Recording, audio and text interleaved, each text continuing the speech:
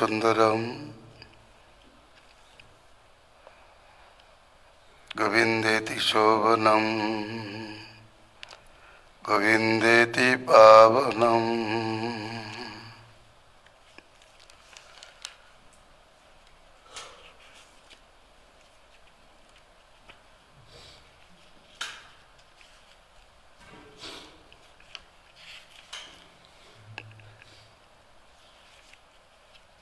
गुरुवे गौरचंद्राय राधाय गिरिधारिणीं व्रजाय व्रजवल्लभ भक्तेभ्यश्च नमो नमः। नारायणं नमस्कृत्य नरं चैव नरोत्तमं देवीं सरस्वतीं व्यासं ततो जयो मुदीरये।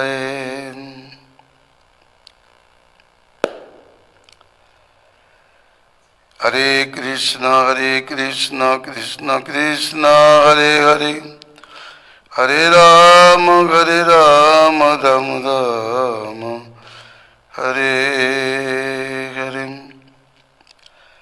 वेदमुद्धरति जगन्ति भवति भूगोलमद्बिभ्रति दत्तं दवयति बलिं चैलयति कत्र्यक्षयं कुर्वति पौलस्तं जयते गलं कलयते कारण्यमातन्नते म्लेच्छन् मूर्छयति दशाकृतिकिति कृष्णाय तुभ्यं नमः। मत्स्याय कुर्माय च शूकराय नृसिंहदेवाय च वामनाय रामाय रामाय कलायुधाय बुद्धाय कल्की प्रभवे नमस्ते। हरे कृष्ण कृष्ण कृष्ण हरे हरे हरे राम राम राम हरे हरे। आज श्री वराहदेवेर आविर्भाव तिथिवाच माघी शुक्ल द्वादशी बराह द्वादशी नामे प्रसिद्ध। এই তিথিতেই ভগবান বরাহদেব ব্রহ্মার নাসারন্ধ্র থেকে আবির্ভূত হইয়া রসাতলগত পৃথিবীকে উদ্ধার করিয়াছিলেন। প্রসঙ্গত তিনি হিরণ্যাক্ষকেও বধ করিয়াছিলেন। শ্রী রূপ গোস্বামী পাদ শ্রী লঘু ভাগবতামৃতে জানিয়েছেন স্বয়ম্ভবমনন্তরে ভগবান প্রথমে শ্বেতবরাহ রূপে আবির্ভূত হইয়া রসতলগত পৃথিবীকে উদ্ধার করিয়াছেন, উত্তোলন করিয়াছিলেন। সে সময় তিনি হিরণ্যাক্ষকে বধ করেন নাই, কারণ হিরণ্যাক্ষের জন্মই হয় নাই। পরবর্তীকালে চাক্ষুষ্মন্বন্তরে দক্ষের কন্যা দিতির পুত্র রূপে হিরণ্যাক্ষাদির জন্ম হয়। সেকালেও পৃথিবী রসতলগত হলে ভগবান শ্যামবরাহমূর্তি ধারণ করিয়া পৃথিবীকে রসতল থেকে উত্তোলন করেন। তৎকালে বিরোধিতা করিলে হিরণ্যাক্ষকে ভগবান বধ করেন। শ্রীমদ্ ভাগবতী বর্ণিত আছে দ্বিতীয়ন্তো ভবায়স্যম রসাতলো গতং মহিম উদ্ধরিষ্যন্নুপাদত্তম যজ্ঞে চ শোকরং বপু। এ বিশ্বের মঙ্গলের জন্য রসতলগতা পৃথিবীর উদ্ধারার্থে ভগবান যজ্ঞেশ্বর শ্রীহরি বরাহমূর্তি ধারণ করিয়াছিলেন। দ্বিতীয় স্কন্ধেও ব্রহ্মা নারদকে এইরূপে বলিয়াছেন যে অনন্ত ভগবান ভূতলের উদ্ধারার্থ উদ্যত হইয়া যে সময় বরাহমূর্তি প্রকটিত করেন, সে সময় ইন্দ্র যেরূপ বজ্রের দ্বারা পর্বত সকলকে বিদীর্ণ করেন, সেইরূপ প্রলয় সমুদ্র মধ্যে সমীপাগত আদি দৈত্য হিরণ্যাক্ষকে দন্ত দ্বারা বিদারিত করিয়াছিলেন। ধীরাবিরাচেত কল্পস্মিন নদ্যে স্বয়ং ভবন্তরিম ঘ্রাণাৎ বিদে দরুদ্ধৃতৈ চাক্ষুষেতু নিরতম। এই ব্রাহ্মকল্পে বরাহদেবের দুইবার আবির্ভাব হইয়াছিল। তন্মধ্যে প্রথম স্বয়ম্ভুব মন্বন্তরে পৃথিবীর উদ্ধারার্থ ব্রহ্মার নাসারন্ধ্র হইতে এবং পরে ষষ্ঠ চাক্ষুষ মন্বন্তরে পৃথিবীর উদ্ধারার্থ এবং হিরণ্যাক্ষকে নিহত করিবার নিমিত্ত জল হইতে আবির্ভূত হন। আমরা সকলেই জানি ভাগবতের বর্ণনানুসারে ব্রহ্মার নাসারন্ধ্র থেকেই বরাহদেবের আবির্ভাব হয়েছিল। কিন্তু কোন বরাহদেবের আবির্ভাব হয়েছে তা জানি না।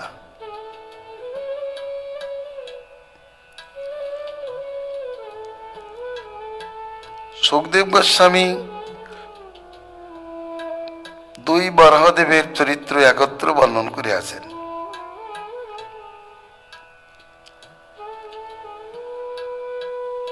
এই যে এই কথা রূপ গোস্বামীপাদ জানিয়েছেন। শ্বেত বরাহদেব ব্রহ্মার নাসারন্ধ্র থেকে আবির্ভূত হইয়াছিলেন। শ্যাম বরাহদেব জল হইতেই আবির্ভূত হইয়াছিলেন। যেমন নৃসিংহদেবের চরিত্র সম্বন্ধে জানা যায়, কোন সময় নৃসিংহদেব স্তম্ভ হইতে যেমন আবির্ভূত হইয়াছেন, তেমনি হরিভক্তি সুধোদয়ের বর্ণিত আছে তিনি প্রহ্লাদের পর অত্যাচার দর্শন করিয়া স্বয়ং আবির্ভূত হইয়াছেন। সেকালে তিনি স্তম্ভ থেকে আবির্ভূত হন নাই।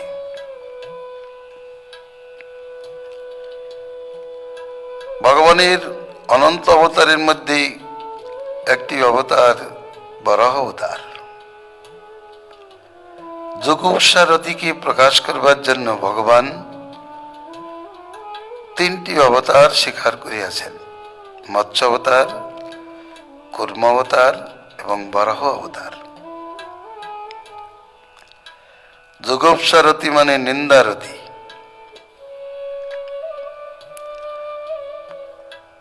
কারণ ব্রাহ্মণ সন্তান হয়ে ভগবত বিদ্বেষ অত্যন্ত নিন্দিত ব্যাপার। এই জন্য ভগবান কপট মেন রূপ ধারণ করেন, জিম্হ মেনম।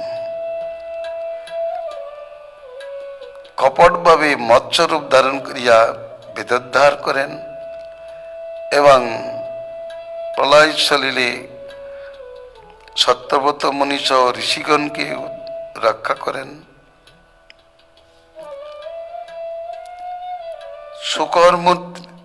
কুর্ম মূর্তিতে তিনি মন্দর পর্বত ধারণ করেন।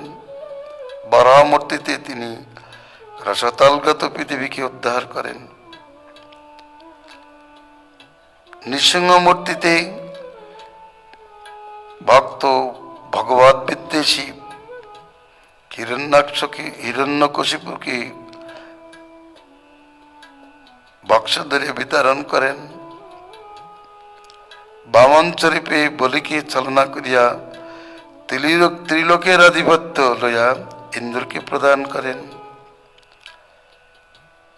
পরশুরাম রূপে বিপ্র বিদ্বেষী ক্ষত্রিয়গণকে নিধন করেন। রামস্বরূপে তিনি সমুদ্র বন্ধন আদি অনেক লীলার অনুষ্ঠান করেন। রাবণকেও প্রসঙ্গত বধ করেন। হরদত্ত স্বরূপে যমুনাকর্ষণ লীলা প্রকাশ করেন।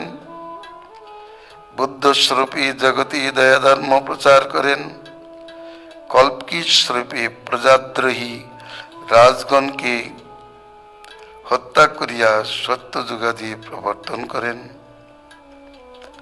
হংসরূপে তিনি চতুর্শনকে তত্ত্বোপদেশ করেন। নারদ স্বরূপে ভক্তিযোগ বিধান করেন। ব্যাস স্বরূপে বেদ বিভাগ করেন। ঋষভ স্বরূপে পরমাংশ ধর্ম শিক্ষা দেন।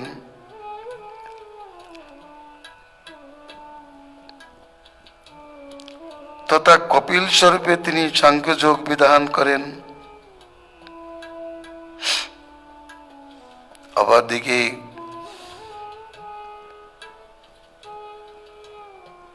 দত্তাত্রেয় স্বরূপে তিনি অবধূত পরিচর্যা প্রকাশ করেন।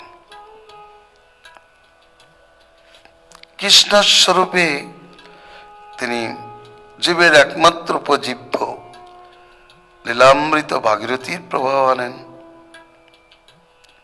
চৈতন্য স্বরূপে তিনি প্রেম বিতরণ লীলা বিস্তার করেন। তাহলে ভগবান পুরুষাবতার করিয়া জগৎ কার্য নির্বাহ করেন। গুণাবতার যোগে সেই জগৎ কার্যেই নিবৃত থাকেন। মন্বন্তর অবতারে 14 মন্বন্তরে ধরে 14 অবতার, 4টে যুগেও তিনি যুগাবতার করিয়া ধর্ম স্থাপনা করেন। তারপর তিনি লীলাবতার করেন। লীলাবতারের অন্যতম হচ্ছে বরাহ অবতার। শুকর মূর্তিতে ভগবান আবির্ভূত হন কেন? নিন্দিত রূপ ধারণ করেন কেন?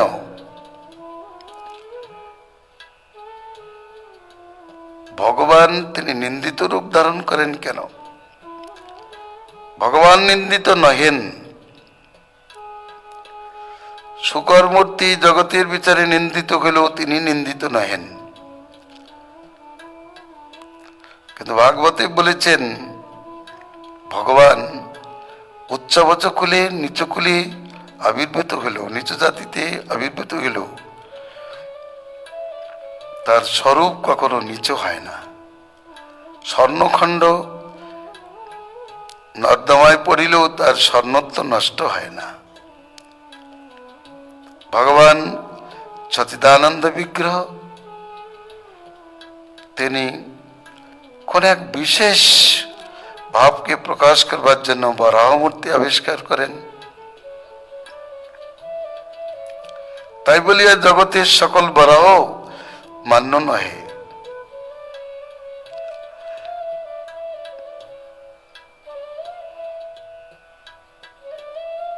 তার আবির্ভাব প্রসঙ্গ ভাগবতী গান করেছেন। ব্রহ্মা বহুকাল ভগবানের নাভি কমল থেকে আবির্ভূত হয়ে পূর্ব সংস্কার বশত সৃষ্টি করবার জন্য উৎগ্রীব হলেন, কিন্তু কিভাবে সৃষ্টি করিবেন জানিতে পারলেন না। তিনি তপশব্দ শ্রবণ করিয়া তপস্যায় নিরত হইলেন।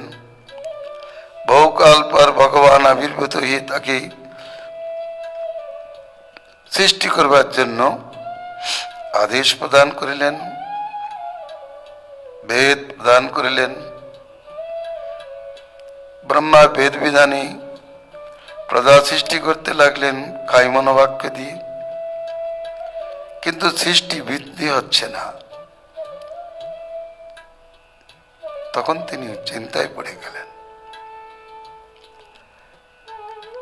তার জন্য তার শরীর দুভাগে বিভক্ত হলো।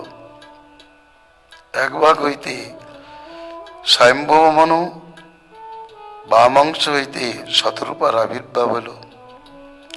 তার দুইজন ব্রহ্মার কাছে কর্তব্য জিজ্ঞাসা করিলে ব্রহ্মা বললেন, তোমরা আমার প্রজা, তোমরা প্রজা সৃষ্টি করো, যজ্ঞপথে শ্রীহরিকে আরাধনা করো, ধর্মপথে প্রজাগণকে পালন করো। স্বয়ম্ভব মনু শতরূপার সহিত বললেন, প্রভু, আমরা প্রজা সৃষ্টি করিয়া রাখিব কোথায়? ব্রহ্মা দেখলেন পৃথিবী সেখানে নাই, রসতলগত হয়েছেন। এইভাবে পৃথিবী বারবার রসতলে যাচ্ছিলেন। ব্রহ্মা বারবারই তাকে শক্তি বলে উপরে তোলেন, কিন্তু কতবার তিনি তুলবেন আর কতবার রাখবেন, আধার শক্তি না থাকাই ব্রহ্মা পৃথিবীকে তুলিয়াও রাখিতে পারেন নাই।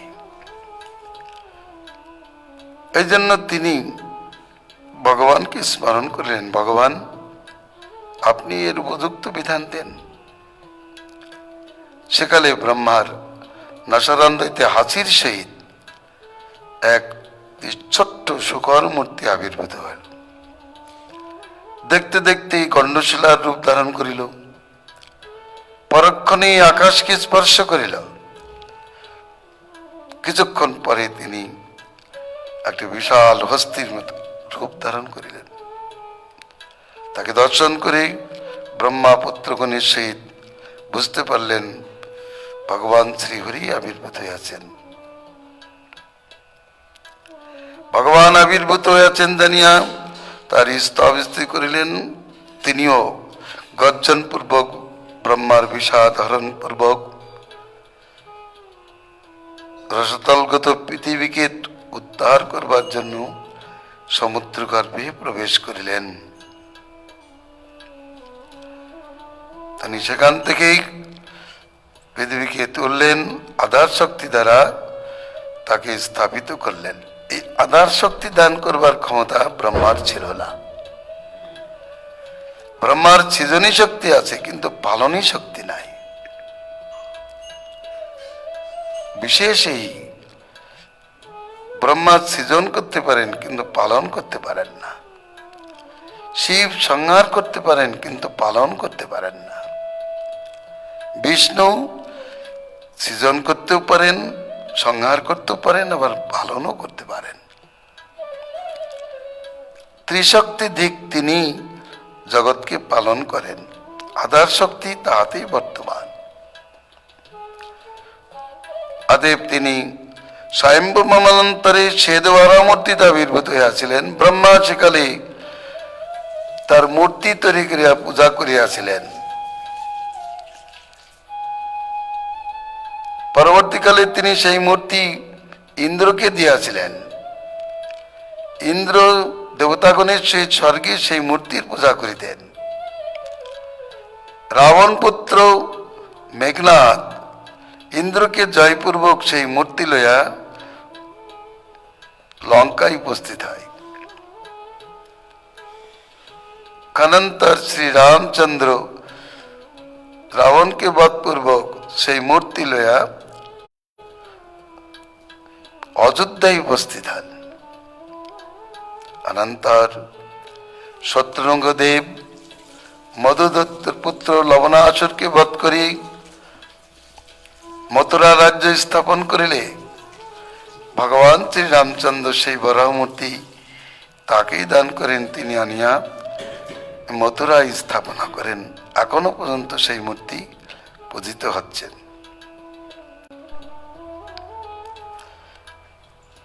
সেই হিরণ্যাক্ষ দিগ্বিজয়ে নির্গত হন।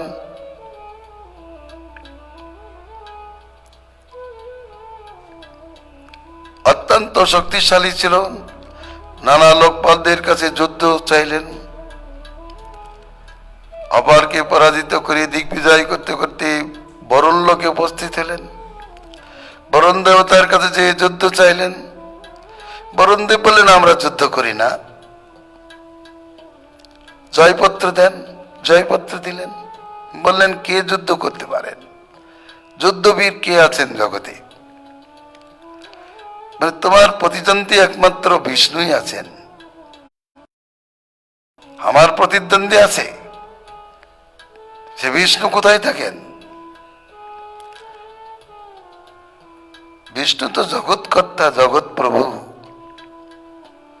তিনি কোথায় থাকেন সে কথা আমি বলতে পারবো না। যদি নারদের সাক্ষাৎকার হয় তাহলে তার মুখে বিষ্ণুর স্থিতির কথা আপনি জানতে পারবেন। এই কথা বলিলে তুলছেন, এমন সময় সেখানে উপস্থিত হয়ে বলে, এই তুই বিষ্ণু, তুই তো একটা বনচর মৃগ, পৃথিবীকে পরিত্যাগ কর। ব্রহ্মা আমাদের ভোগের জন্য পৃথিবীকে সৃষ্টি করেছেন। যারা পৃথিবীকে ভোগ করতে চায় তারা হিরণ্যাক্ষের বংশধর। জানতে হবে এই সংসারে যারাই হোক, যে সমস্ত প্রাণী পৃথিবী ভোগে তৎপর, এরা সবই হিরণ্যাক্ষের গহন। হিন্দু হোক আর মুসলমান হোক, যে জাতি হোক না কেন, যারাই ভোগে তৎপর তারা সব হিরণ্যাক্ষেরই বংশধর। তাদের এই কথা, ভোগ করবার জন্যই আমাদের পৃথিবীতে জন্ম। মুসলমানরাও তাই বলেন যে আল্লাহ তাআলা আমাদেরকে ভোগ করবার জন্যই সৃষ্টি করেছেন, কিন্তু প্রকৃতপক্ষে এদের ভোগের বস্তু নয়।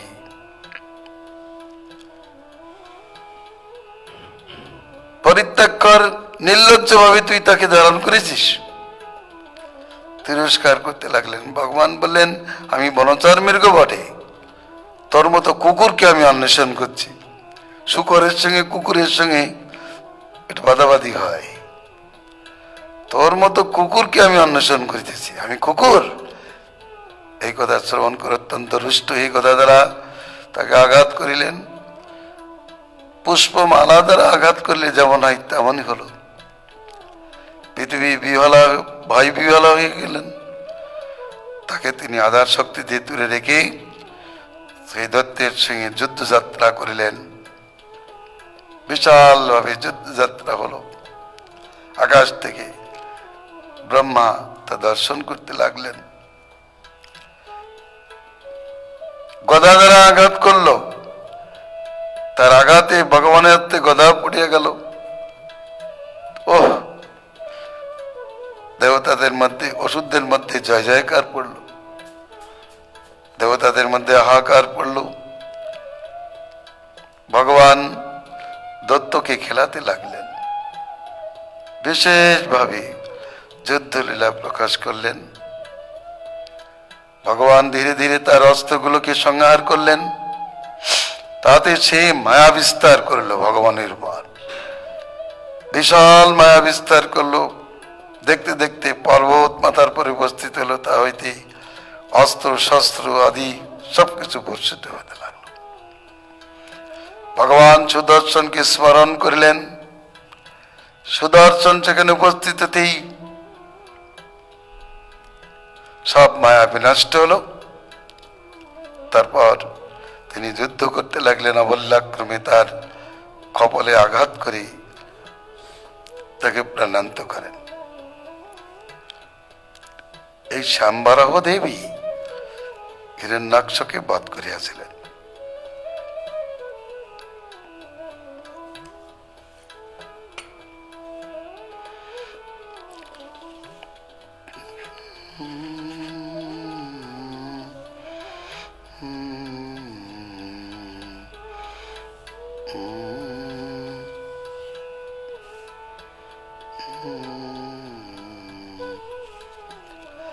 ভগবান মহাদেব যেকালে পৃথিবীকে উদ্ধার করিয়াছিলেন, বরাহদেবের স্পর্শে পৃথিবী গর্ভবতী হলে তাইতে নরকাসুরের জন্ম হয়। ভগবান বরাহদেব পৃথিবীকে উদ্ধার করিয়া তাকে স্থাপিত করিলে পৃথিবী দেবী তাকে প্রশ্ন করিয়াছিলেন। সেই প্রশ্নের উত্তর স্বরূপে তিনি যে পুরাণ গাথা গান করিয়াছেন তার নাম বরাহ পুরাণ, আদি বরাহ পুরাণ। সেই বরাহ পুরাণে তিনি বৃন্দাবনের মহিমা গান করেছেন, আরো অনেক কিছু তত্ত্বের উল্লেখ করেছেন। বরাহদেব পৃথিবীকে উদ্ধার করিয়া তারপর তিনি অন্তর্ধান করেন।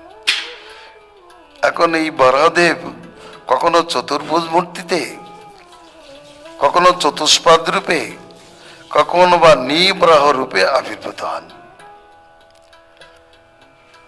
চতুষ্পাদ প্রাণী রূপে আবির্ভূত হন এবং কখনো নিবরাহ মূর্তিতে, অর্থাৎ মুখটা বরাহের মুখ, শরীরটা মানুষের মতো। এই কথাই বলিতেছেন দংশী শ্রেষ্ঠ শ্রী বরাহদেব কদাচিৎ পৃথিবীর উদ্ধার এবং হিরণ্যাক্ষকে বধ নিমিত্ত চতুষ্পাদ এবং কদাচিৎ পদ্মপুরাণাদি মতে নৃবরাহ মূর্তি প্রকট করেন। এই যজ্ঞ বরাহ মূর্তি কদাচিৎ মেঘের ন্যায় শ্যামবর্ণ, কদাচিৎ চন্দ্রের ন্যায় শুভ্রবর্ণ। অতএব এই বৃহদাকার মূর্তি বর্ণদ্বয় কৃষ্ণ বরাহ ও শ্বেত বরাহ বলিয়া কথিত হয়। শ্রী রূপ গোস্বামীপাদ লঘু ভাগবতামৃতে এরূপ বলিয়াছেন। এরপর বরাহদেবের অন্য চরিত্র কথা আমরা আর কিছু জানতে পারি না। সেই বরাহদেব এই জম্বুদ্বীপে নববর্ষের একটি বর্ষে তিনি আরাধিত হচ্ছেন। পঞ্চমী স্কন্ধে তার বর্ণনা আছে।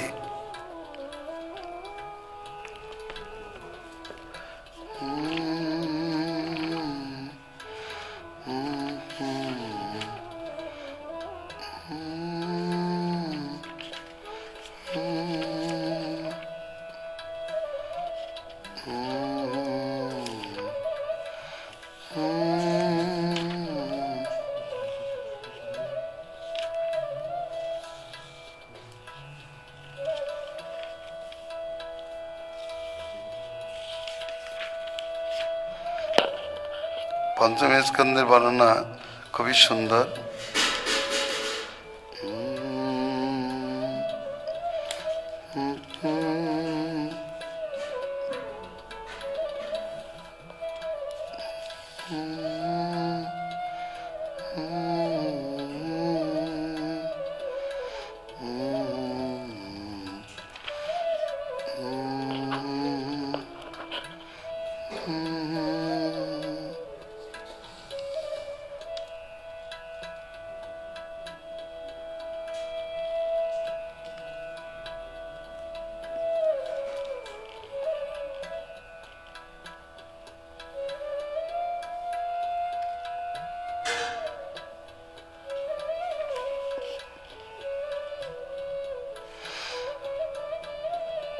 उत्तरेषु च कुरुषु भगवन् जग्गपुरुषः कृतो वरारूपस्तिं तन्तु देवी गैषा भूषः कुरुभिः अस्खलित भक्ति जोगेन उपधावति इमां च परमामुपनिषदम्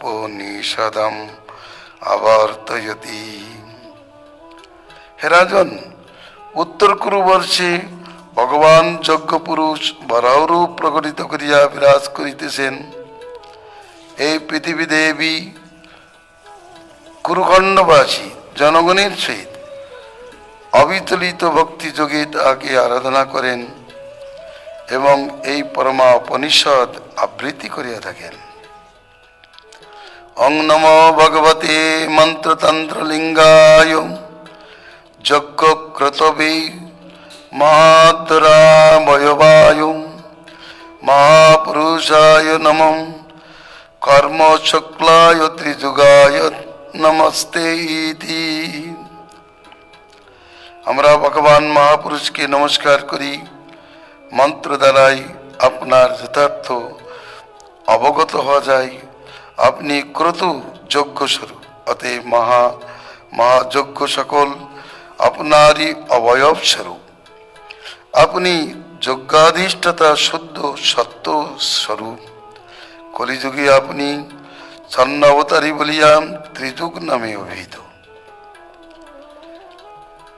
অথবা আপনি ত্রিযুগ ঐশ্বর্য বিশিষ্ট অর্থাৎ ষড়ৈশ্বর্যশালী বলিয়া আপনার নাম ত্রিযুগ। আপনাকে নমস্কার করি। যৎস্বরূপং কবയോ বিপশ্চিতম গুণেষু দারু শিবজাত বেদসম মন্তন্তি মত্না মনুষা দিদিক্ষব গুড়ং ক্রিয়ার্থই নম ঈরিতাত্মনে।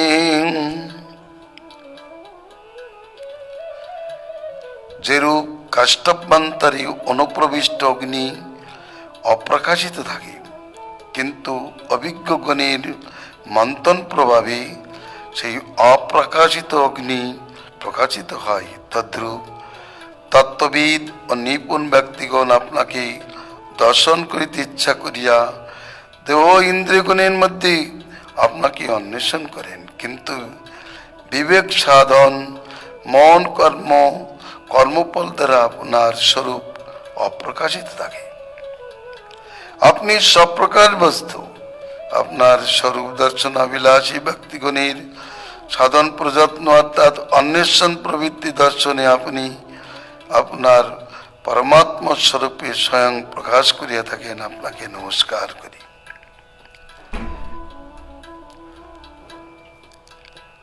হস্তি যে রূপ তন্ত্রাজ্ঞে পদ্মনাল লইয়া ক্রীড়া করিতে করিতে জলাশয় হইতে বহির্গত হয়, আপনিও সেই রূপ আদি বরাহ রূপে প্রতিদ্বন্দ্বী গজতুল্য হিরণ্যাক্ষকে বধ করিয়া দংষ্টাগ্রে রসতালগত পৃথিবীকে ধারণ পূর্বক প্রলয় পয়দি হইতে নির্গত হইয়াছিলেন। আপনাকে নমস্কার করি। ইত্যাদি প্রকার বর্ণনা আছে। তো বরাহদেব আবির্ভূত হইয়াছিলেন। বরাহদেব আবির্ভূত হয়ে তিনি গাত্র কম্পিত করেছিলেন, গা ঝাড়া দিয়েছিলেন। তার রোম যেখানে পড়িয়াছিল সেখানে কুশ কাশের জন্ম হয়। তার রোম থেকেই কুশ কাশের জন্ম হয়। ওই কুশ কাশ দ্বারাই যজ্ঞ কার্য সম্পন্ন হয়। তার শরীরে সমস্ত যজ্ঞ ছিল। ব্রহ্মা দেখলেন তিনি যজ্ঞ বরাহ, তার সমস্ত অঙ্গেই যজ্ঞের অবয়বগুলি বর্তমান, এবং তার রম থেকেই কুশকাশের জন্ম হয়, তার দ্বারাও যজ্ঞকরণ হয়। পুরাণান্তরে বর্ণিত আছে তিনি দত্তমোহনের জন্য ওই বরাহ মূর্তি ত্যাগ করিয়াছিলেন, শরীর ত্যাগ করিয়াছিলেন। সরক্ষেত্রে তার পরিচয় আছে, তিনি দেহত্যাগ করিয়াছিলেন অসুরদের মোহনের জন্য। যদিও ভগবান নিত্য স্বরূপময়, তার মৃত্যু নাই, তথাপি তিনি অসুর মোহনের জন্য মৃতলীলা করেন। প্রাণান্তরে বর্ণিত আছে অজগ হয়েও জন্মগ্রহণ করেন, অমৃত হয়েও তিনি মৃত্যুলীলা করেন অসুরদের মোহনের জন্য। অতএব সেই দেহ ত্যাগ করিয়াছিলেন। বরিষ্মতিপুরী বলে একটা পুরী আছে, যেখানে ভগবান বরাহদেব ওই গাছড়া দিয়েছিলেন, তার দেহের থেকে রোম পড়িয়াছিল। সেখানেই ছিল মনু মহারাজের, স্বয়ম্ভব মনুর রাজত্ব।